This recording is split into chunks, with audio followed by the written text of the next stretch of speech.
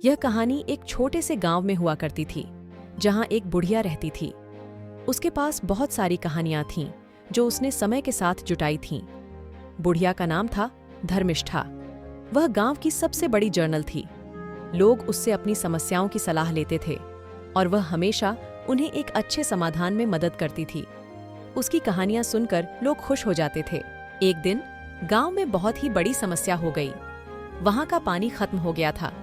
लोग बहुत परेशान थे, क्योंकि वे बिना पानी के नहीं रह सकते थे। सभी लोग धर्मिष्ठा से मदद मांगने गए।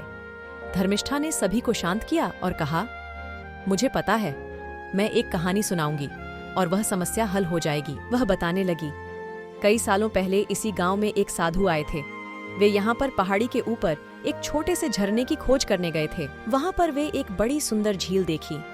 वे उस झील से पानी लेकर वापस गए और गांव वालों को बताया कि उन्हें उस झील के पानी का उपयोग करना चाहिए। झील में पानी का स्रोत न सिर्फ अनंत था, बल्कि वह पानी निर्मल भी था। गांव वाले ने साधु की सलाह मानी और झील के पानी का उपयोग करना शुरू किया। झील के पानी से गांव में हर तरह की जरूरतें पूरी हो गईं। लोग खुश और संतुष्ट रहने लगे। धर्मिष्ठा ने कहा, हमारे पास भी एक झील है जो हम भूल गए हैं। वह है हमारी अंतरात्मा। हमें अपनी अंतरात्मा को साफ करना चाहिए और फिर हमारी समस्या भी हल हो जाएगी। सभी लोग धर्मिष्ठा की बातों पर गौर करने लगे। वे समझ गए कि उन्हें अपनी अंतरात्मा को शांत करने की आवश्यकता है।